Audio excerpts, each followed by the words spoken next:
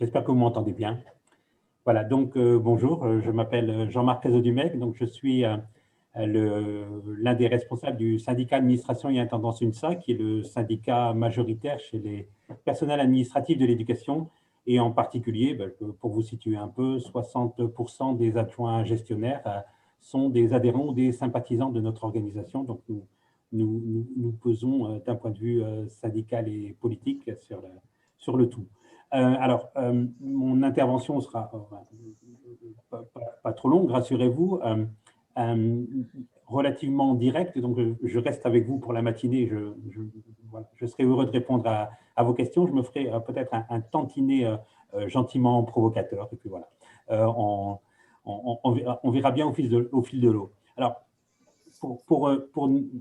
d'abord, je voulais déjà vous remercier parce que je suis très sensible à votre invitation, voilà, qui est, voilà, pour moi, j'ai une pratique professionnelle d'une grande tendresse avec mes camarades infirmières, et donc voilà, je suis très heureux de participer à cela. Il y a une communauté, j'y reviens dans un instant, et cela compte beaucoup pour moi, en tout cas à titre personnel. Ce que je voulais vous dire, c'est qu'il y a quelque chose de très simple entre nous, c'est que nous savons que l'établissement scolaire, c'est une micro-société. Et cette micro-société, elle est trop souvent vue au travers du face-à-face pédagogique. Et d'ailleurs, on ne parle que de cela, parce que c'est voilà, probablement ce qui est vécu comme l'essentiel dans notre société. Et nous, on a un regard un peu différent. Nous, ce que l'on sait, c'est que l'établissement scolaire, au-delà du face-à-face pédagogique, c'est un endroit dans lequel on vit, dans lequel on mange, dans lequel on dort, dans lequel on doit être en sécurité, on doit être écouté, on doit être soigné, on doit être sécurisé. Et nous y avons un rôle à jouer, c'est ce que nous appelons la communauté.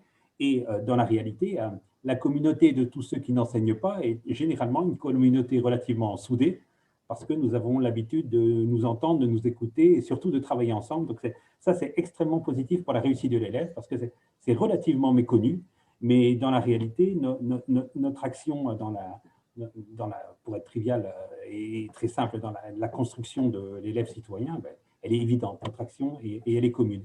Alors, bien sûr, la relation à l'adjoint gestionnaire, c'est une relation un peu particulière. D'abord parce qu'on nous voit sous notre mauvais travers, celui qui fait l'échec et qui dit oui ou qui dit non aux commandes, ce qui est une partie de notre activité, sympathique, mais pas essentielle, mais qui nous lie quand même. Donc effectivement, il y a une relation particulière entre nous. D'abord parce que nous, vous et nous, on travaille sur l'axe sécurité et santé. Moi, en tant qu'adjoint gestionnaire, l'une de mes activités, c'est de réfléchir constamment à l'adaptation de mes locaux aux usagers, à l'adaptation des équipements nécessaires à l'évolution de ces usagers qui sont de plus en plus dans des difficultés de santé ou d'accessibilité particulières. Mon métier, c'est de traiter de l'accessibilité des locaux. Mon métier, c'est de traiter du restaurant scolaire. Et Dieu sait si dans cette notion de restaurant scolaire, nous avons naturellement l'occasion de travailler ensemble, d'abord sous le biais de l'accès d'élèves dans des conditions de santé particulières, je pense au PI en particulier, mais aussi toute la dimension de construction de l'élève consommateur, de relation à la nourriture. Ça, c'est une activité commune. Et bien entendu, souvent, on est au coude à coude, ne serait-ce que dans le financement, dans un certain nombre de projets de santé. Donc, on a l'habitude de travailler ensemble. Ce qu'il faut constater, c'est qu'avec cette maudite crise de la Covid, les choses ont évolué encore favorablement dans notre relation, parce que depuis un an et demi, très certainement, enfin depuis un an, on a l'occasion de travailler encore plus ensemble sur un certain nombre de problématiques. Et vous avez un regard de professionnel dont moi j'ai besoin en tant que professionnel, parce que je ne suis pas un spécialiste à l'origine de la désinfection ou des problèmes de santé. Vous êtes des spécialistes, et moi, je suis chargé de mettre en œuvre un certain nombre de protocoles sanitaires, et donc nous travaillons naturellement ensemble, ce qui fait que cette crise nous a encore plus rapprochés. Ce que je voulais vous dire quand même, c'est pour parler de ce qui nous lie aujourd'hui, c'est que cette relation à la collectivité, c'est quelque chose qui nous mobilise beaucoup, nous, adjoints gestionnaires, parce que ça fait, allez, je vais dire, ça fait plus de 20 ans, mes 10 ans, 10, 30 ans, ça fait plus de 30 ans que nous sommes, c'est notre serpent de mer, que chaque année, plus ou moins, quelqu'un essaye de nous racheter en matière de collectivité, qui le département, qui la région, histoire de nous de nous rattacher à la collectivité, parce que nous, dans notre quotidien, nous travaillons avec la collectivité, parce que dans la réalité, la collectivité, elle finance le fonctionnement de l'établissement, elle finance les locaux, elle finance les personnels techniques, et donc, cette relation à la collectivité, nous la connaissons bien. Ce que je voulais vous indiquer pour me faire un peu provocateur, c'est que le constat, c'est qu'il n'y a pas de...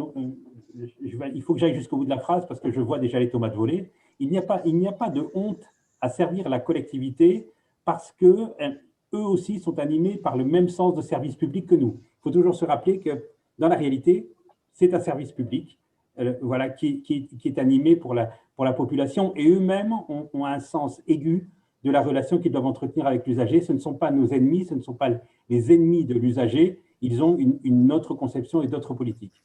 Ce qu'il faut constater, c'est que nous, on dépend de la sphère État et que la vraie question qu'on doit se poser, c'est que si nous devions changer de propriétaire, en quelque sorte, c'est la question chez nous gestionnaires, c'est qu'est-ce que ça va apporter de plus à l'usager et éventuellement, accessoirement, qu'est-ce que ça va nous apporter aussi, nous. La réponse à ces questions, elle est un peu paradoxale. Nous avons lancé un questionnaire sur le sujet. Pour information, 80% des gestionnaires qui ont répondu à l'enquête, enfin pour information, la moitié des agents gestionnaires ont répondu à l'enquête, ce qui est quand même relativement important. Et parmi eux, 80% disent non, on ne va absolument pas aller à la collectivité. Alors, si vous voulez, parce que je crois que ça ramène directement à vos problématiques. Pourquoi la plupart d'entre nous ne veulent pas aller à la collectivité? Alors, j'ai noté dans les éléments les plus pertinents, parce que la collectivité avec laquelle nous avons l'habitude de travailler, nous, elle est vécue comme intrusive et autoritaire. Elle est pour nous un mauvais exemple de ce que peut être la gestion, c'est-à-dire qu'on le voit au travers des personnels qui concourent à la mission technique. Nous considérons qu'ils sont mal gérés. Nous faisons le constat qu'une double hiérarchie dans laquelle il y aurait à la fois à rendre compte aux représentants de l'État et aux représentants de la collectivité, eh bien, ça alourdirait très sérieusement notre fonctionnement et ça augmenterait les tensions. Nous faisons le constat qu'une collectivité locale, par définition, elle répond à des problématiques politiques locales, et ça a été dit tout à l'heure, ça veut dire pour nous que ça induit de l'inégalité sur les territoires en fonction des choix politiques ou des moyens qu'on peut y accorder. Pour nous aussi, il y a cette crainte que l'introduction massive de la collectivité, si elle nous rachetait, ça alourdirait fortement notre fonctionnement parce qu'il faudrait à la fois, on aurait un surcroît de travail parce qu'il faudrait à la fois répondre aux sollicitations de l'État et à celles de la collectivité. Nous, on fait le constat que on pense majoritairement que la collectivité locale, dans la réalité, elle méconnaît complètement notre fonctionnement et nos problématiques. Et que, effectivement, ça a été dit aussi tout à l'heure, il y a un certain nombre de craintes parmi nous sur les problématiques d'évolution de carrière, de suppression d'emplois, et notre statut, finalement, convient à beaucoup d'entre nous. Alors, ce qui est intéressant aussi, c'est de voir qu'un certain nombre de collègues, quand même, 20%, répondent qu'ils seraient favorables pour passer à la collectivité. Et quand on regarde leurs arguments, le premier des arguments, c'est que la collectivité locale, c'est l'Eldorado, et ça... Pour les personnels qui répondent, moi, je voudrais passer à la collectivité, c'est je vais être mieux payé, je vais avoir des avantages, un CE, plus de primes, des tickets restaurants que je n'ai pas à l'État. Mais il y a quelque chose d'intéressant aussi, c'est qu'un certain nombre de gestionnaires pensent qu'ils sont si mal considérés et reconnus par leur employeur État que ça ne peut pas être pire, et changer d'employeur, c'est en quelque sorte essayer de reconstruire d'être mieux considéré par son nouveau propriétaire.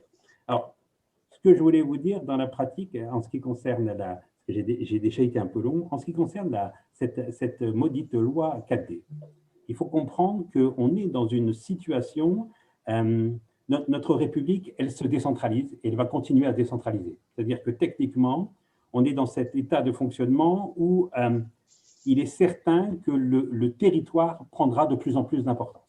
Et donc, les élus, eux, sont dans une demande qu'on leur reconnaisse plus de capacité à agir sur le territoire.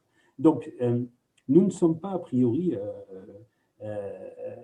contre les évolutions sociétales, mais dans la pratique, il faut quand même se poser la question de jusqu'où on est prêt à aller.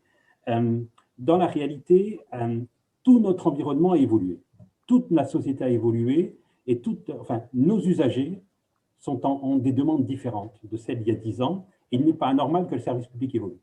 Donc ça, il faut qu'on soit très clair. C'est au contraire, c'est une question d'hygiène de vie. Si nous évoluons, si nous arrivons à nous adapter aux besoins réels de l'usager, on a probablement plus de chances de survivre que de maintenir un système qui progressivement se décalerait de la réalité des besoins. Mais nous savons que nous répondons aux besoins. Le problème, c'est qu'à part nous, il n'y a pas grand monde qui le sait. Donc je pense que l'une des difficultés pour nous, c'est la reconnaissance, c'est un peu notre combat commun, c'est la reconnaissance de tout l'intérêt pour la construction de l'enfant, sa réussite, tout l'intérêt d'être accompagné par d'autres personnels que les enseignants. C'est-à-dire que notre problème, comme le vôtre, c'est qu'on n'est pas lisible. C'est que nous sommes tout à fait, Jean-Marc. De tous les gens qui s'arrachent pour que les gosses aillent bien dans leur tête, dans leur corps, dans leur vie, et nous ne sommes pas reconnus pour cela. Donc là, je crois que l'une des choses à gagner, c'est non pas être reconnu par la fédération ou nos partenaires, parce que nous le sommes. Voilà. Et de ce point de vue-là, c'est essentiel, parce que dans la réalité, c'est la fédération qui, politiquement, peut agir au niveau national pour que les choses aillent mieux. Mais nous, notre combat, c'est d'être reconnu dans notre dimension professionnelle au quotidien. Et je crois qu'il y a encore beaucoup de travail, et plus on sera reconnu, plus on sera communicant sur le sujet, plus on sera accepté comme étant des partenaires indispensables de proximité d'élèves. Merci beaucoup, Jean-Marc. Merci beaucoup pour cette intervention. En fait, ce qui est très intéressant dans ce que tu dis, c'est que justement, on est à l'éducation nationale définie, toi, comme nous, comme la collègue après qui interviendra pour les assistantes sociales, etc. Enfin, on est noté comme des non-enseignants. En fait, on n'est pas quelque chose, on est défini par ce que nous ne sommes pas. Et du coup, c'est vrai que ça, c'est une réelle difficulté, arriver à justement réussir à montrer cette grande famille qui constitue l'éducation nationale et qui permet justement ce travail éducatif auprès de nos jeunes. Alors, je vais me tourner à nouveau vers Isabelle, qui est notre grande chef auprès du chat, qui est surtout notre interface entre vous et nous. Les questions continuent d'affluer. J'espère que nous allons pouvoir vous répondre au mieux possible. On voit qu'on est toujours très nombreux. Hein. Il y a Guillier, Pota, Fabienne, Faouz, Filinois. Bon, je m'arrête. Isabelle, je te laisse la parole.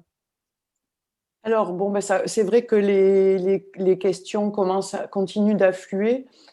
Concrètement, c'est vrai que les collègues sont dans des questions, on va dire, très concrètes, hein,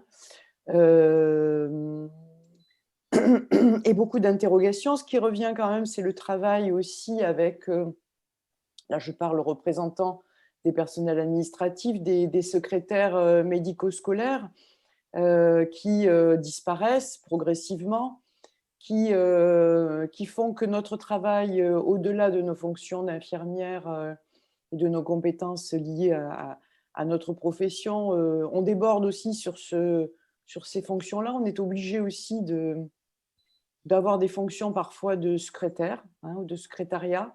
C'est des choses que certaines collègues mettent aussi en avant. Et comment le syndicat, qui est très puissant, hein, le syndicat AI, peut soutenir les personnels infirmiers de l'éducation nationale, sachant qu'eux-mêmes sont pour certains corps en difficulté par rapport à cette loi 4D, me semble-t-il. Voilà.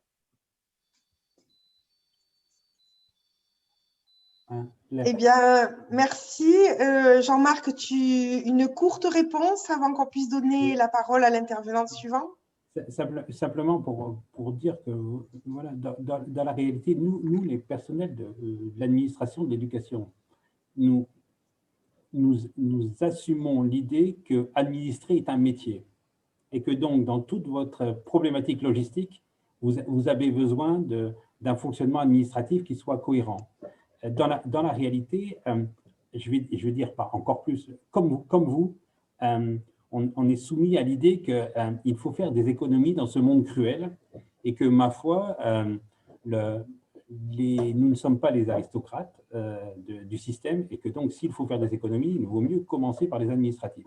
Donc, effectivement, on a rabioté toutes les fonctions invisibles, et en particulier celle de secrétaire médical. Et aujourd'hui, ce travail doit être fait. Et comme il est fait par vous, voilà, je ne dis pas qu'il est mal fait, hein, pas de malentendu, c'est que s'il était fait par d'autres, ça vous laisserait plus de temps pour remplir votre mission, votre cœur de métier. Voilà. Et donc, nous, ce que nous affirmons, c'est la nécessité d'avoir un système renforcé de l'administration, mais malgré la toute-puissance du syndicat administration et intendance UNSA, comme vous le savez, lorsqu'il y a suppression de postes, nous ne sommes jamais bien loin pour en profiter.